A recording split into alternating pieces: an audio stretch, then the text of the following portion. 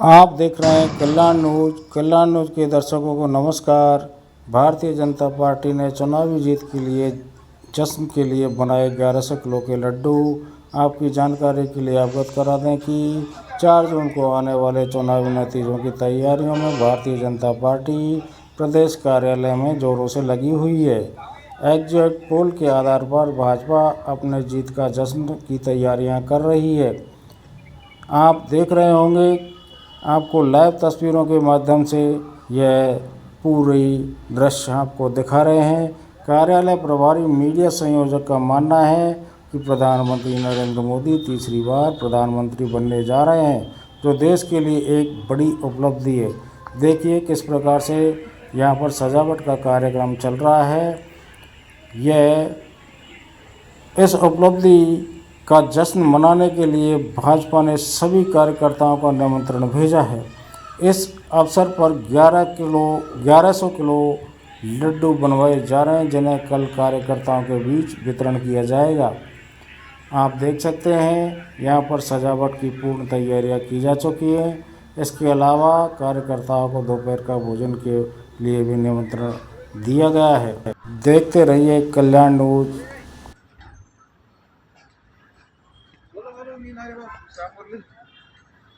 आप सभी दर्शक लाइव तस्वीरों के माध्यम से इस पूरे उसको देख रहे होंगे। जो भी आप लोगों ने बताए हैं, मेरा अनुमान है कि नतीजे उससे भी बेहतर होंगे और अब की बार 400 पार और मोदी जी फिर एक बार प्रधानमंत्री देश के बनेंगे।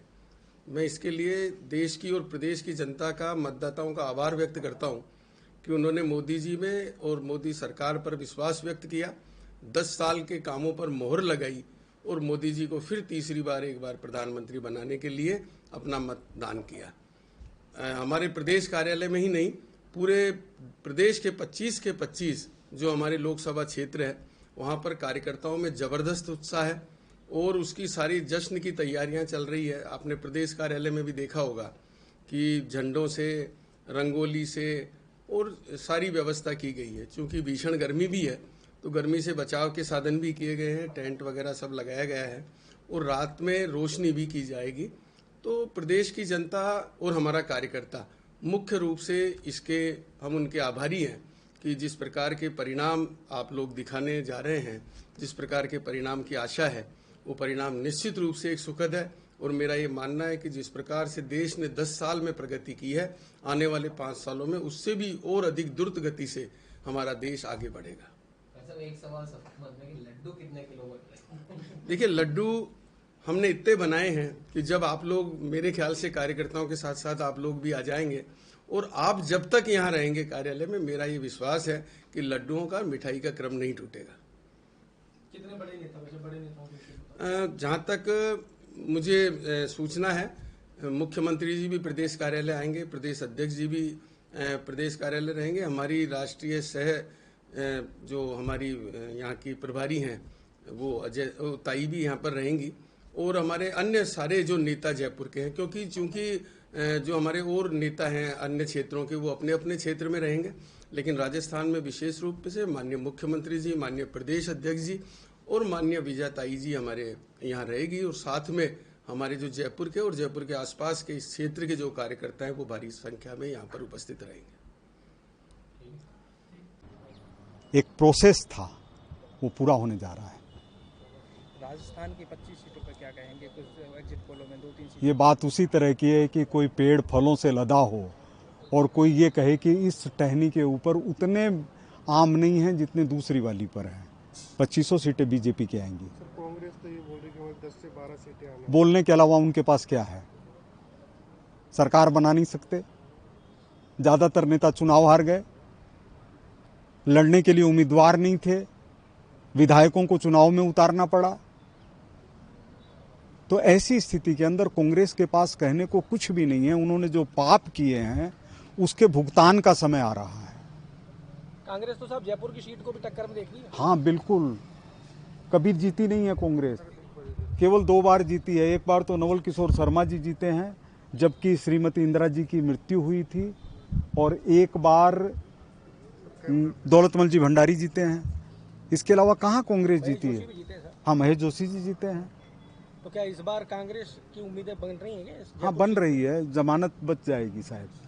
गोविंद सिंह डोटासरा सवाल उठा रहे हैं। आज उन्होंने फिर प्रेस कॉन्फ्रेंस की और कहा कि चुनाव आयोग भंग हो गया है, भारतीय जनता पार्टी के कहने से सभी काम हो रहे हैं, हमने एक शिकायत दी, एक भी शिकायत पर उन्होंने कोई एक्शन नहीं लिया। उनके शासन के अंदर चुनाव हुए थे, फिर भारतीय जनता पार्टी की सरकार बनी है, तो क्या कांग्रेस की कृपा पर बनी है या जनता की ताकत के ऊपर बनी है?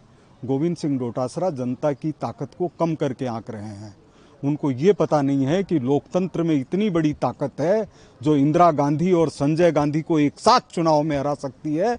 उसके सामने क्या गोविंद सिंह डोटासरा मायने रखते हैं? एक पढ़े लिखे व्यक्ति जो अपनी बुद्धि का गलत इस्तेमाल कर रहे हैं, जो मुंह से बोलते हैं तो पता चलता है कि पता नहीं इनको ज्ञान है कि नहीं है। आप कह रहे थे कि भाई जेल जाएंगे गोविंद सिंह डोटासरा, अशोक गहलोत, तो क्या कहेंगे? नहीं, मैंने अशोक जी के लिए नहीं कहा, क्योंकि उनके बारे में अभी तक कोई सबूत सामने नहीं आए हैं। मदन दिलावर जी शिक्षा मंत्री थे आपको। हाँ, मदन दिलावर जी जानकारी के आधार पर कह रहे होंगे, लेकिन गहलोत साहब के आराम करने का समय तो आ गया है। उनको आराम करना चाहिए। 15 साल तक वो मुख्यमंत्री रहे हैं, लंबे समय तक कांग्रेस की इतनी सेवा की है कि कांग्रेस को घर बैठा दिया है। और अब डोटासरा जी सेवा करने में लगे हुए हैं, जो हमेशा मोरिया बुलवाते रहते हैं। मोरिया कहाँ से बोलता है और कब बोलता है ये उनको पता नहीं है। मोरिया जब अपने पैरों को देखता है तो रोता है। गोविंद सिंह जी डोटासरा अपनी स्थिति को देख रहे हैं तो आंखों से आंसू बह रहे हैं। मुंह बोल रहा है तो मुंह जेल में जाकर के बोलेगा। जो छात्रों के साथ अन्याय किया है, जो पेपर लीक हुए हैं, उनसे कब तक अपना अपराध छिपाएंगे? मेरे को पुलिस के शीर्ष अधिकारी ने उनके शासन में रहते हुए ये कहा था, बोले अगर 2 व्यक्तियों की गिरफ्तारी तुरंत हो सकती है तो वो गोविंद सिंह डोटासरा और सुभाष गर्ग हैं। उनके शासनकाल में कहा था। तो फिर साहब आपकी सरकार अब तक क्यों नहीं कर रही? इसलिए कि लगातार आप देख रहे हैं लोकसभा का चुनाव आ गया, कभी सरकार बन रही है, विधानसभा आ गई, और फिर भारतीय जनता पार्टी बदले के आधार पर कोई कार्रवाई नहीं करती। आज तक भारतीय जनता पार्टी ने किसी भी सरकार को बर्खास्त नहीं किया है। कांग्रेस का इतिहास तो भरा पड़ा है इन सब चीज़ों से। तो राजस्थान के बारे में जो भाजपा की कल्पना है वो बहुत बड़ी कल्पना है। सिर्फ 18 देश हैं जो राजस्थान से बड़े हैं, सिर्फ 18 देश, और 54 देशों से बड़ा सिविल लाइन्स है।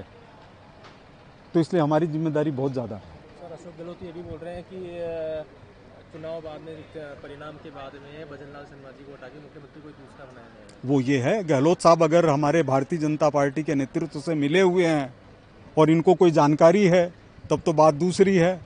और अगर वो कांग्रेस के प्रति वफादार हैं तो उनको ये पता होना चाहिए कि सचिन पायलट को राजस्थान में रखेंगे कि नहीं रखेंगे। उनको ये पता होना चाहिए कि वो राजनीति में रहेंगे कि नहीं रहेंगे। उनको पता ये है कि भजनलाल जी मुख्यमंत्री रहेंगे कि नहीं रहेंगे। इसका मतलब दाल में कहीं काला है। इसका मतलब है कि गहलोत साहब का शरीर कहीं है और मन कहीं है और तार कहीं जुड़े हुए हैं। और अगर ऐसी बात है तो जोधपुर में सामने आ जाएगा। जोधपुर में गजेंद्र सिंह जी जीतेंगे, इसका मतलब है तार कहीं और जुड़े हुए हैं।